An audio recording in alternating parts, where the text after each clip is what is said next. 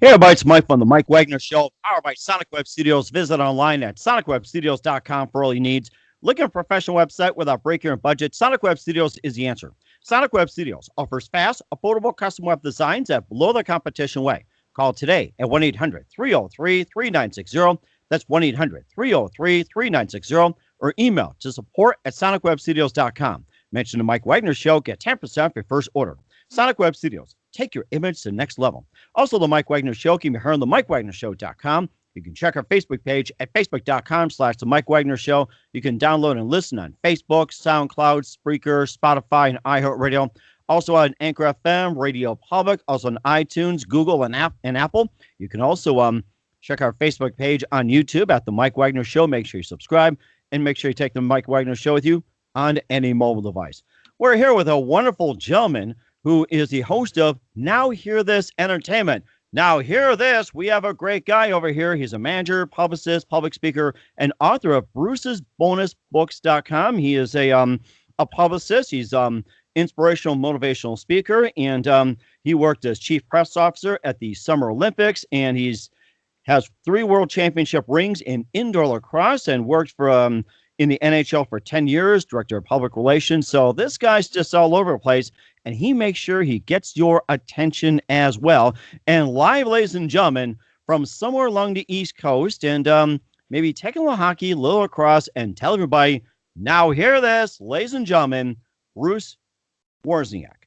Bruce, good morning, good afternoon, good evening. Thanks for joining us today. Thank you, Mike. Thanks for having me on the show.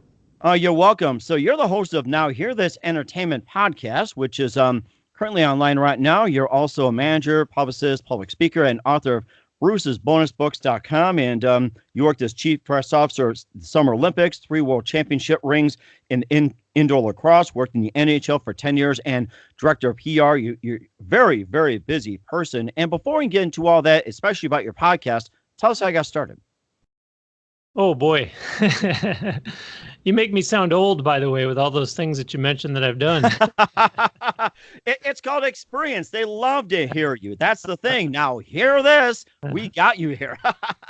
I like to think of myself more as a veteran of the business world than old. But yeah, to answer your question, it's ironic that when I went to college as a media communications major, I thought that I was going into broadcasting, and eventually I decided to shift into public relations instead, and then broadcasting followed me along the way. And I was very fortunate to start off in sports because I was someone that was raised as a sports fan, and kind of one of those dream job scenarios when I got hired to work in the National Hockey League. And a lot of people kind of scratched their head when I decided to leave, because it is a dream job, and people say, why would you leave working for a National Hockey League team?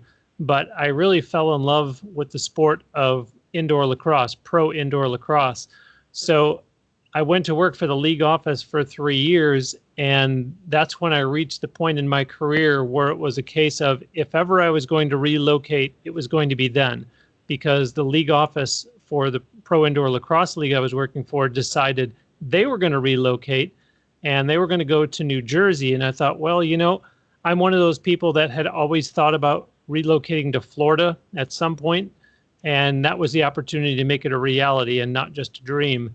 And so down to Florida I came, and I don't want to say the rest is history, because there was a 1.5 year period initially where I was freelancing for 3 different agencies in Jacksonville. And then I got the opportunity that you mentioned, where I moved down to the greater Tampa Bay area, and for 10.5 years worked for the International Softball Federation. So that's the world body for the sport, which is what allowed me to go to 2 Summer Olympics. And then along the way, as everyone does nowadays, I started my own side hustle, side gig, whatever you want to call it. And that was the company, Now Hear This Incorporated. And when I really started seeing a lot of results with that, it kind of came clear to me that that's what I was really wanting to do full time. And then along the way, got the idea to do a podcast, which I thought was just going to be a marketing tool for the business. And as we all know, it's become so much more nowadays. So it's been a lot of fun. And it sounds like it too. And also, don't mind me asking, who'd you work for in the NHL?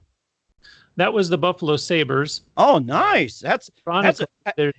Yeah, I was going to say, I got some friends on there that work for the Sabres, and one of them happens to be a cousin, I guess, one time played for the Sabres, Jason Pominville. A lot of good things about the Sabres, too. So that's really interesting work for the Sabres. And you lived in Buffalo, and how'd you, end up working for the Sabres, and what's it like working for the Buffalo organization?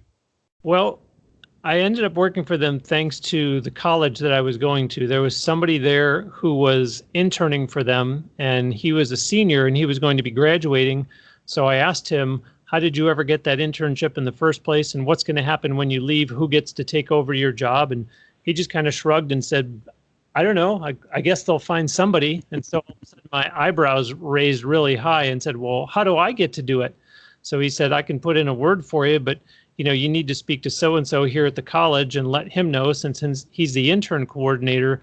And so everything fell into place that way that I did get to intern for them, which was interesting because when I go out now and I speak to colleges and universities, I tell the students about, and again, this makes me sound old, but back then it was you were required to do a certain number of hours and you got college credit for it. The interesting thing with the Sabres, though, was that it was a case of, well, we need you for the whole season. We don't want an intern who's just here to do X number of hours and then they leave because we don't have the bandwidth to train someone all over again mid-season to do what you're doing.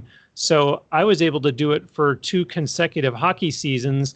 And when I graduated, they ended up hiring me.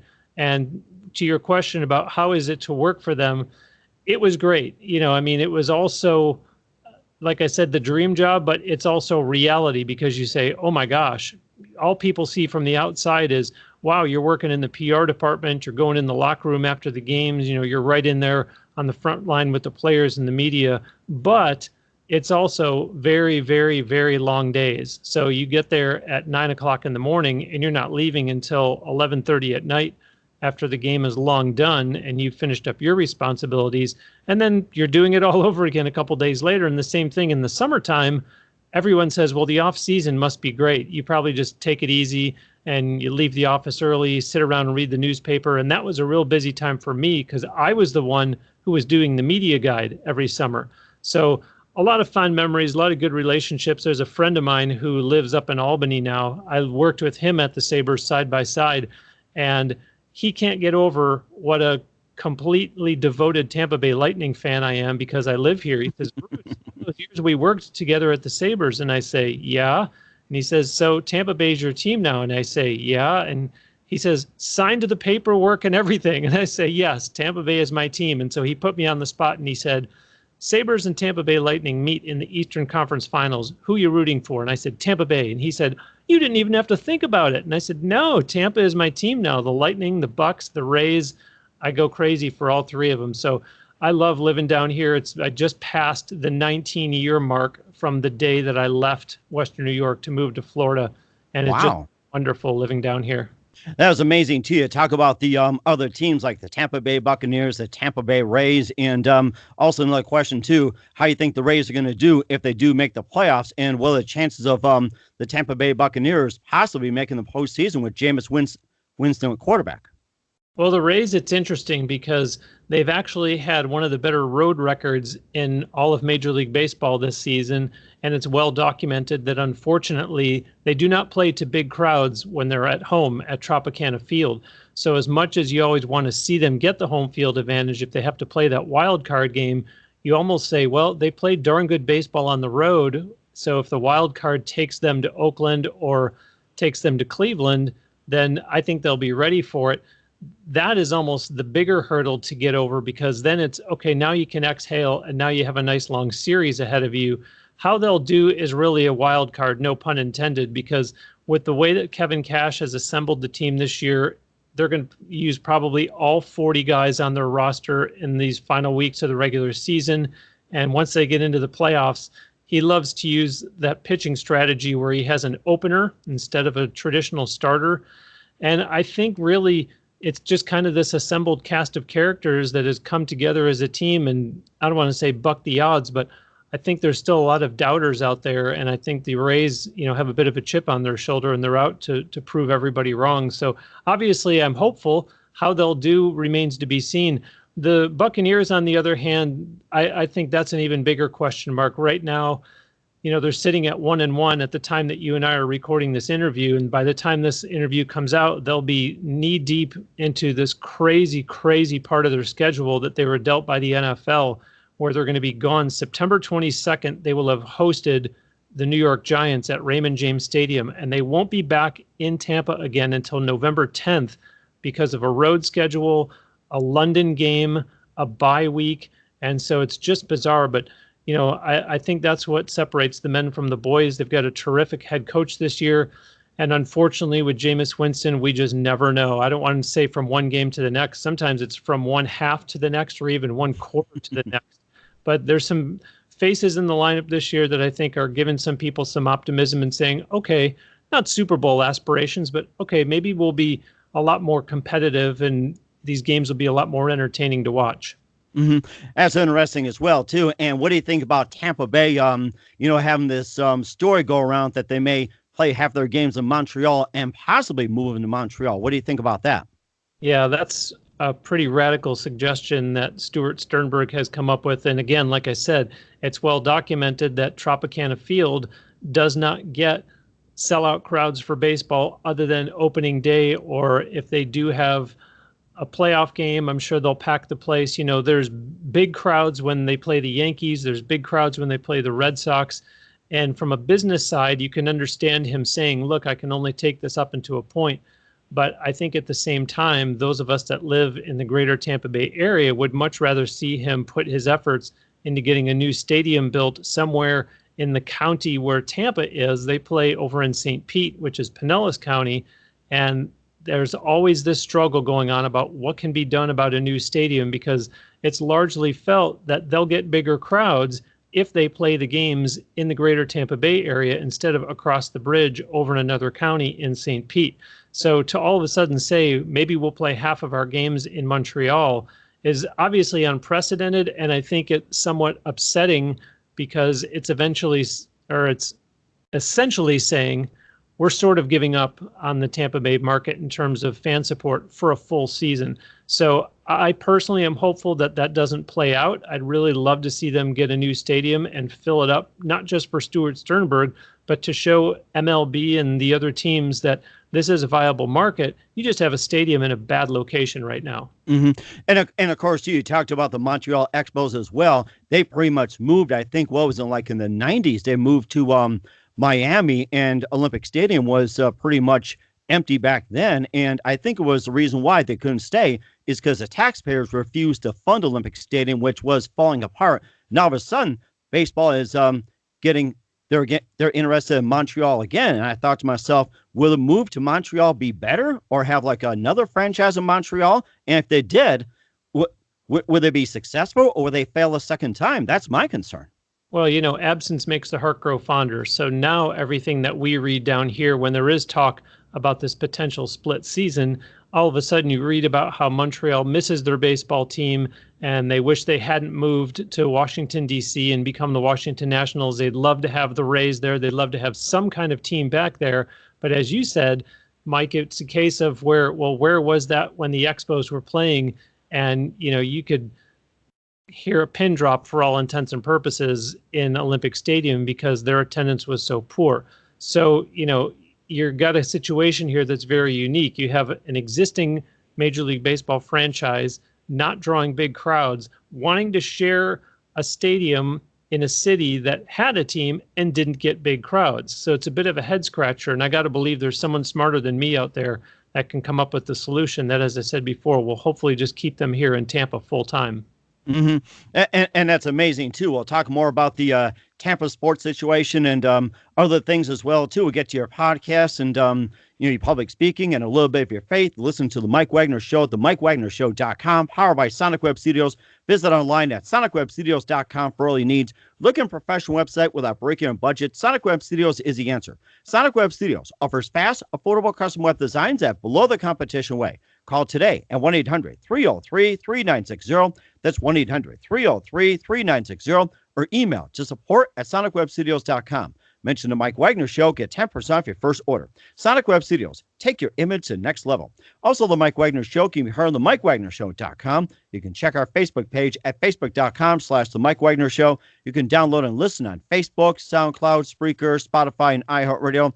Also on Radio Public, Anchor FM, and also iTunes, Google Play, and Apple. You can take the Mike Wagner Show with you on any mobile device and subscribe to the Mike Wagner Show on YouTube as well. We're here with Bruce Wawryzniak of Now Hear This Entertainment. He's got a podcast, and he's also been a manager, publicist, public speaker, and worked as chief press officer at the Summer Olympics. We talked about some of the Tampa Bay sports scene and everything else, and also 3 world championship rings in indoor pro lacrosse, and worked for the Buffalo Sabres before coming down to Tampa Bay. He's been director of PR, and of course, let's talk about your podcast as well, too. I think you love to talk about that.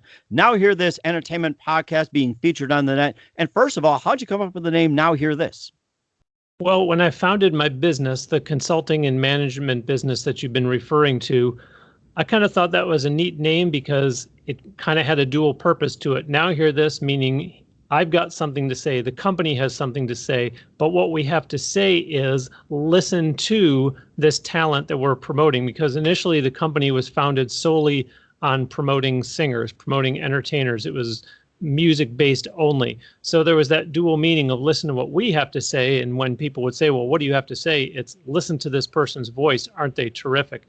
And many years later, after the company had been founded, once I launched the podcast, it was as simple as going on iTunes and typing in Now Hear This to make sure that someone else wasn't already using that name, which it just boggles my mind to this day that podcasters don't think of something that or something that logical that, hey, I have this idea for a podcast. Here's what the name is. I'm going to go with it. Well, no, it's pretty common sense. Just check and make sure someone else isn't using it first. And lo and behold, someone already had a podcast out there called Now Hear This. And I thought, well, my podcast is going to be me interviewing guests who are having success in entertainment, primarily music. So what if I just put the word entertainment at the end, and lo and behold, it was available. And so it does get a little tricky sometimes because my company has been around for so long that people are used to Now Hear This, the company. And so I always have to make sure that I tack on that fourth word and that people are looking for the Now Hear This Entertainment podcast. Mm-hmm. And also, you had some very interesting guests. You had singer Frankie Ray, who plays at Tropicana Field on a regular basis. You had Linda Plunkett. You had Deborah Yates, and some of the other talent out there. And who do you currently have out there right now? Well, I've been very blessed with the guest list that I've had on Now Hear This Entertainment over the years. It's ranged everywhere from Roy Orbison Jr. to the keyboard player for Aerosmith. I've had on the lead guitar player for Garth Brooks, the drummer for Joe Walsh, the trumpet player for Billy Joel, the bass player for Pink, and then even 2 Grammy Award winners, a Rock and Roll Hall of Famer, a Las Vegas headliner, 3 Emmy Award winners, and then there's even been participants from American Idol, The Voice, and America's Got Talent. That is amazing too. And what do you currently have on tap right now? What's coming up on Now Hear This podcast? Well, there's going to be a big day on the horizon here soon because the show comes out every Wednesday.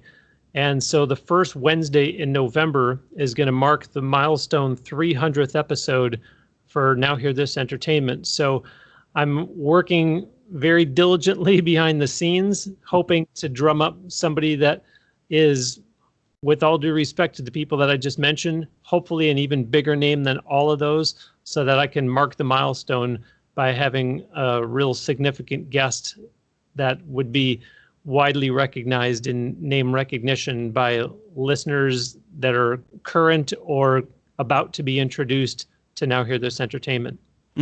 That is amazing too. And of course, you've also been a public speaker, and of course, you've also talk about your faith as well too. And you can just talk a little bit about it as well too, if you incorporate in the podcast. Yeah, I launched a podcast at the beginning of February, that's 2019 this year, called Catholic Sports Radio. And that's different because when you hear that, you think that we're probably talking about wins and losses and statistics, and it's anything but that. It's actually the intersection of your faith life and sports life. And so what I decided to do was to launch a podcast in which I bring my Catholic faith, which is all I've known since I was born, and my sports background and my sports connections, and of course, all my years in podcasting, and do a show where listeners, even if you're not Catholic, you can hear guests talking about how they are incorporating their faith life into their sports life. So if your listeners go to catholicsportsradio.net, they can find the show there. And of course, there's links to get it almost everywhere that you listen to podcasts. But that's been a lot of fun because it's very different. Because when I launched that show, Mike, I thought, listen, I don't need to talk about wins and losses and statistics. Because again, Fox Sports, so many people have that covered already. I'm not going to do anything different. There's everyone else that I just mentioned already doing that type of content. So I wanted to do something original. And like I said, also bring together something that people can take away some inspiration from, because I think there is this idea that you leave your faith in church on Sunday, or you leave it by the bedside table, and then you go on with your day. And especially once you get into sports, you decide all your focus and all your attention, all your energy is going into that. And lo and behold, you can very nicely combine the two. Mm-hmm. And who are some of the guests you had on the Catholic Sports Radio program? Well, that's been an interesting guest list because, again, these are all Catholics. Okay, so they're current or former coaches, athletes. When I say officials, I mean referees or umpires, clergy, administrators. And I've talked to some Olympians on that podcast. I talked to a former undefeated heavyweight boxer. I've had a National Hockey League player on there. I had a Football Hall of Famer on there. So it's a nice diverse guest list. I'm making sure that I'm bringing people from many, many different sports so that people don't just say, well, all he ever does is interview former players or current players from insert sport here. I'm making it nice and diverse. That is interesting as well, too. And we'll talk about your books in just a minute. You listen to the Mike Wagner Show at the MikeWagnerShow.com, powered by Sonic Web Studios. Visit online at SonicWebStudios.com for all your needs. Looking for a professional website without breaking your budget? Sonic Web Studios is the answer. Sonic Web Studios offers fast, affordable custom web designs that blow the competition away. Call today at 1-800-303-3960. That's 1-800-303-3960. Or email to support@sonicwebstudios.com. Mention the Mike Wagner Show. Get 10% off your first order. Sonic Web Studios. Take your image to the next level. Also, the Mike Wagner Show can be heard on the MikeWagnerShow.com. You can check our Facebook page at Facebook.com/the Mike Wagner Show. You can download and listen on Facebook, SoundCloud, Spreaker, Spotify, and iHeartRadio. Also on Anchor FM, Radio Public, also on iTunes, Google Play, and Apple. You can also take the Mike Wagner Show with you on any mobile device and subscribe to the Mike Wagner Show on YouTube as well. We're here with Tampa Bay area resident Bruce Wawryzniak. He's a host of Now Hear This Entertainment podcast, which you can find online. He's also a manager, publicist. He's been a public speaker talking about his faith and a number of topics, including inspirational and motivational. Worked as a chief press officer for the Summer Olympics, 3 World Championships rings in pro indoor lacrosse. He's worked 10 years for the Buffalo Sabres and director of PR. And let's talk about your books as well, too. You're the author of brucesbonusbooks.com. You can just tell us a little bit about that. Yeah, so the Bruce's Bonus Book series was born out of the Now Hear This Entertainment podcast because, again, when you take into account the work that I was doing for so many years under the Now Hear This company umbrella, managing and promoting up-and-coming entertainers, when I started that podcast, I thought, I do want this to be entertaining to the average listener who just enjoys music or enjoys music interviews, but I also want it to be geared towards listeners who are aspiring performers themselves, and I want them to be able to learn from these guests. And I thought, well, they'll learn from the guests because this is going to be a full-length feature interview where I'm going to talk every week for 45 minutes with whoever I have on. But I know that I have so much experience that I want to bring to the show as well, that I'm going to give out a tip in the middle of every episode so that those up-and-comers can count on some direct advice from me and all the years that I've been in the music business. And then I got to a point, Mike, where I thought, boy, I've got so many episodes of the show out. If somebody just finds it now and they say, gee, I like that he gives out this tip in the middle of the episode, it's really helpful, they're not going to go all the way back to episode 1 and say, okay, let me listen to this one and see where did he give it out? What did he say? And let me write it down. And now let me go to episode 2. So I thought, This is content that's just sitting there and needs to be more easily accessible to these up-and-comers. So I thought, why not repurpose that into ebooks, because they are so busy with their music, going out and performing live shows all the time, that it would be great if they can just access it on their phone, on their tablet, whatever it is. And there's a categorical index in those books, so that, for instance, maybe they're going to do an interview on the Mike Wagner Show, or maybe they're interviewed on television, and they say, I got to look real quick and see if Bruce has any tips in these books about interviews. So they can look for interviews in the categorical index and say, okay, I'm going to go to those 4 pages and read real quick what he has to say. I mean, these can almost become workbooks for them.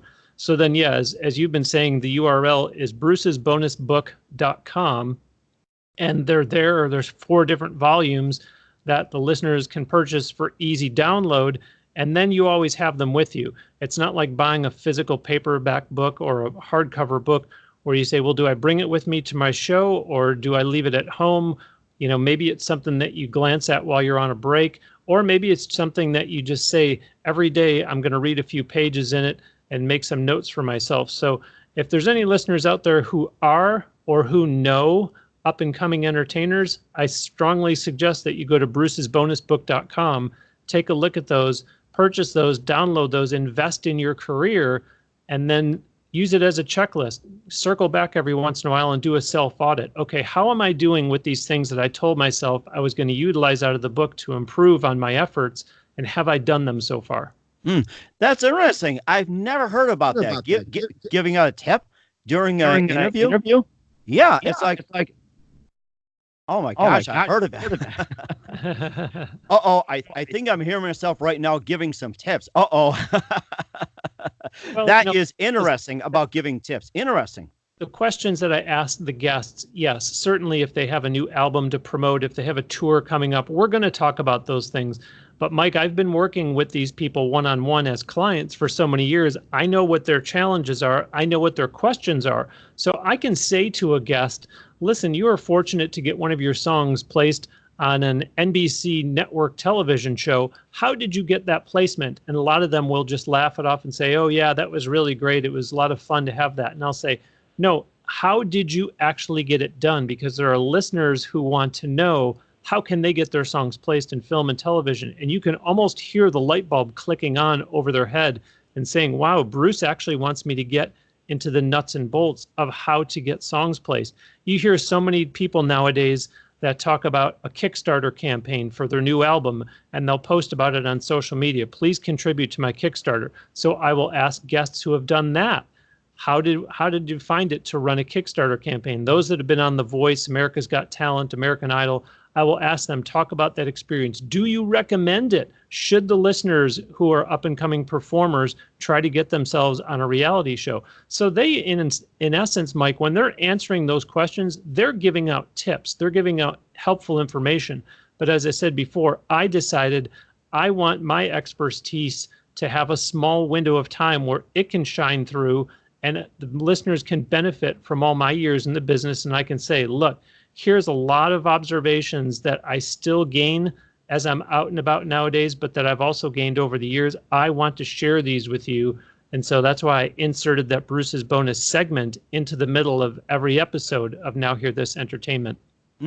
That is amazing. You've been talking about entertainers, artists, singers, athletes, and everything else.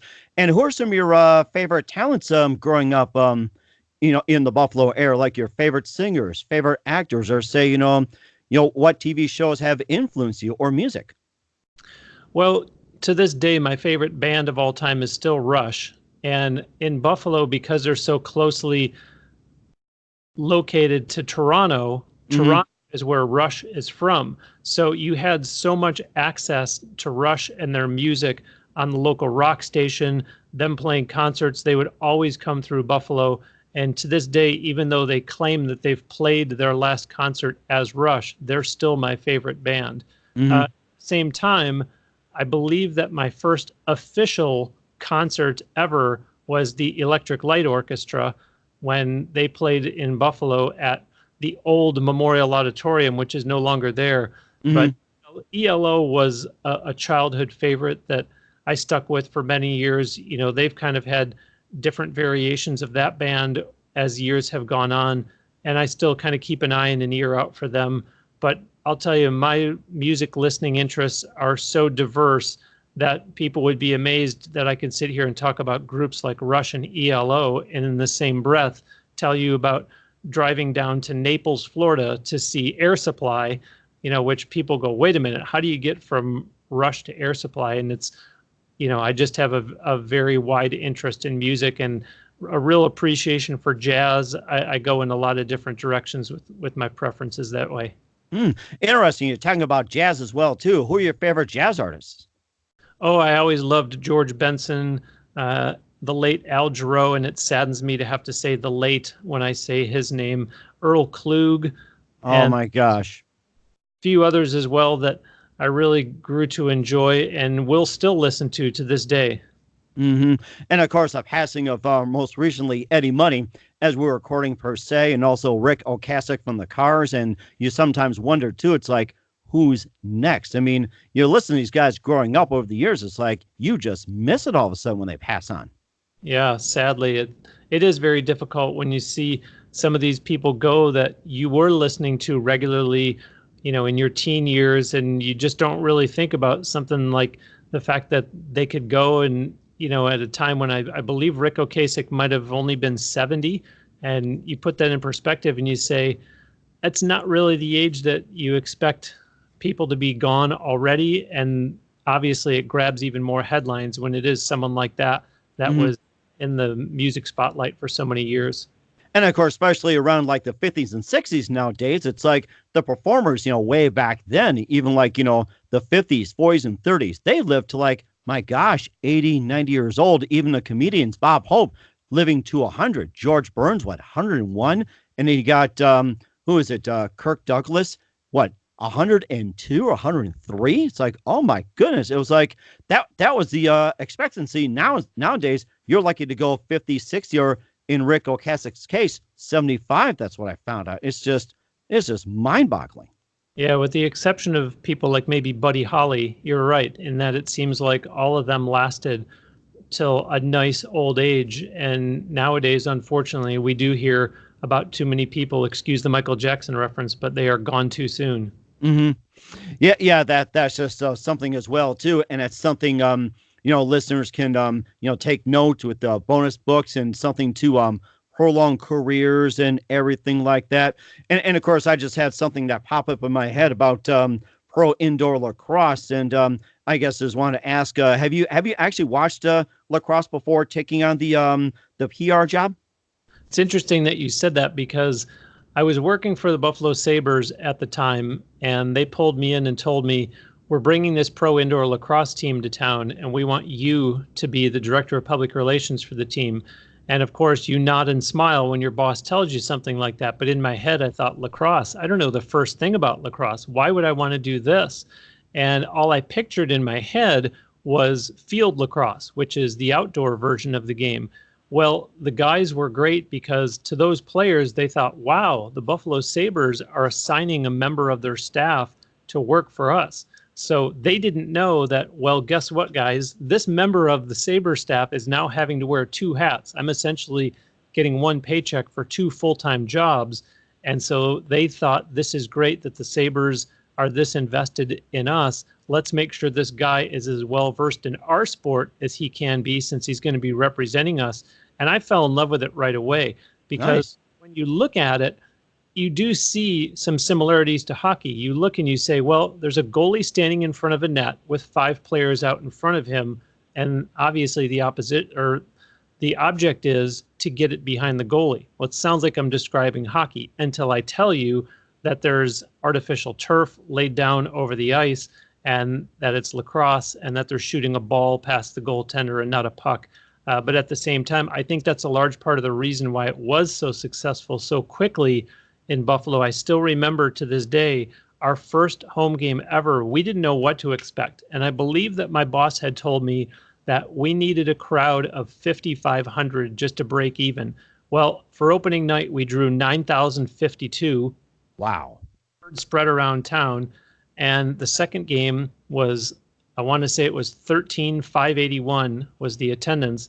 And then after that, all the games were sold out. So the same arena that the Sabres were playing in was selling out for indoor lacrosse, a sport that the city had never seen before. And as you've mentioned a few times, we were fortunate enough to win 3 world championships. And I got swept up in it because when I got the opportunity, I jumped at the chance to be the vice president for public relations at the league office because I just loved the sport so much and I thought it was a great product. That is very interesting, too. And, of course, your love for sports also carried over into the Summer Olympics. Chief Press Officer, there was one question I forgot to ask you. What years were you in that Summer Olympics being Chief Press Officer? I forgot to ask you that. 2004 in Athens, and then again in 2008 in Beijing. That was for the women's softball competition. Oh, that was. Okay. I thought it was for the Olympics as well. And what do you think about the upcoming Summer Olympics? Maybe some of your thoughts. Well, it's interesting because women's softball had been in the Olympics since 1996 in Atlanta. And then when we had our competition at the 2008 Olympics in Beijing, that was it. And they dropped women's softball and men's baseball from the program in something that was very unheard of for the Olympics to actually drop any sports. And so 2012 in London, 2016 in Rio, they did not have women's softball. They are going to have it next year in 2020 in Japan. And the reason for that is they've changed the rules over the years and decided that a host country can select, I don't know what the number is, but they can select a few sports that they want on the program just for the year that they're hosting it because it's so popular in their country. And both women's softball and men's baseball are so popular in Japan that it was a shoo-in that they wanted those. So it's kind of bittersweet because on the one hand, it's nice that women's softball will get a chance to return to the Summer Olympics next year. But at the same time, if whoever hosts in 2024 doesn't pick it, then it will be back on the outside looking in. Mm-hmm. That's interesting, too. We're looking for the Summer Olympics as well, too. And just a couple more minutes here. We know you're very busy, but, of course, a big thank you for your time being on the program, Bruce. Now, hear this. We just wanted to ask you, who do you consider biggest influence in your career? Well, as soon as you asked me that, the first name that came to mind was the guy who was the Sabres PR director at the time that I was there.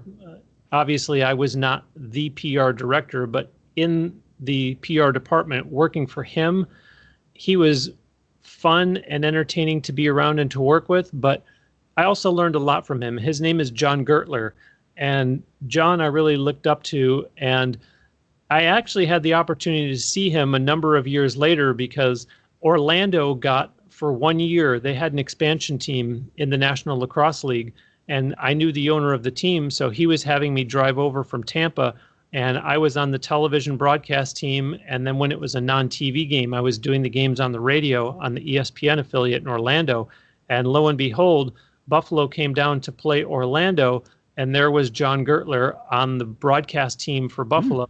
So we got to see each other again, and that was great because, as I said, I always thought the world of him and really felt like he helped me get off on the right start to my professional career.